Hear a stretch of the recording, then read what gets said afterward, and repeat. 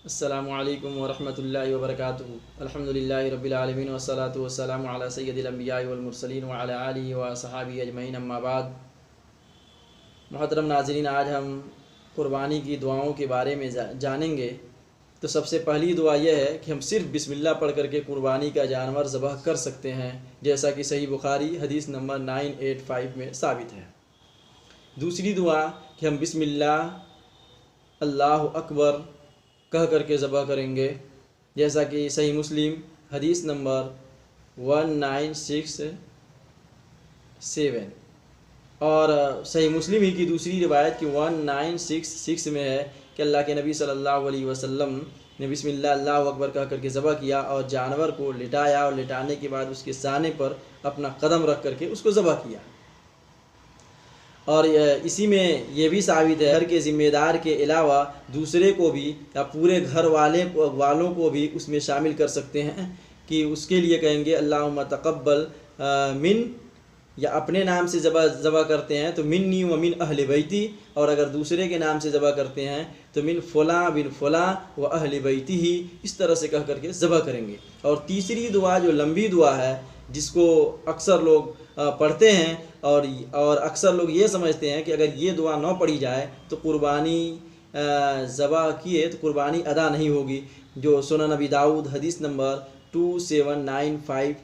जिसमें अल्लाह के नबी सल्लल्लाहु अलैहि वसल्लम एक जानवर को लिटाए और लिटाने के बाद ये दुआ पढ़े, इन्नी वज्जहतु वजहिया लिल्लज़ी फ़तरस समावाति वल अर्द अला मिल्लति इब्राहीम हनीफ़ा व मा अना मिनल मुशरिकीन, इन्ना सलाती व नुसुकी व महयाया व ममाती लिल्लाहि रब्बिल आलमीन, ला शरीका लहू व बिज़ालिका उमिरतु व अना मिनल मुस्लिमीन, अल्लाहुम्मा तक़ब्बल मिन्का व लका व अन।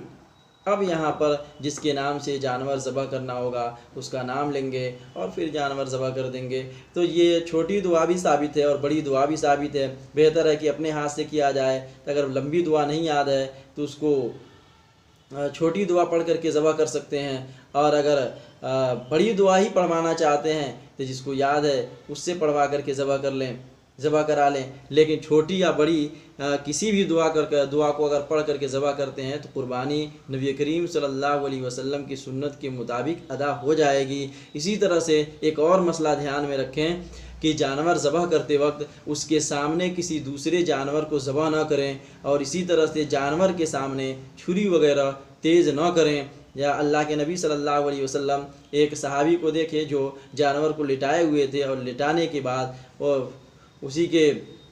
बगल में छुरी तेज़ कर रहे थे, तो अल्लाह के नबी सल्लल्लाहु अलैहि वसल्लम ने उन्हें फटकार लगाई और कहा कि क्या इसे तू दोबारा ज़बह करना चाहता है, 2 बार या बार बार ज़बह करना चाहता है, कि एक बार ये खुद देख रहा है अपने साथी को ज़बह होते हुए, या देख रहा है छुरी तेज़ कर रहे हो, तो एक बार तो ये खुद देख करके ज़बह हो रहा है और एक बार ये खुद ज़बह होगा, तो क्या तू इसे बार बार ज़बह करना चाहता है। तो इसलिए ये भी ध्यान में रहे कि किसी जानवर को ज़बह करते वक्त उसके सामने किसी दूसरे जानवर को खड़ा न करें, इससे परहेज़ करें। अल्लाह रब्बुल आलमीन हमें किताब व सुन्नत के मुताबिक कुर्बानी अदा करने की तौफ़ीक दे। अस्सलामु अलैकुम व रहमतुल्लाहि व बरकातुहू।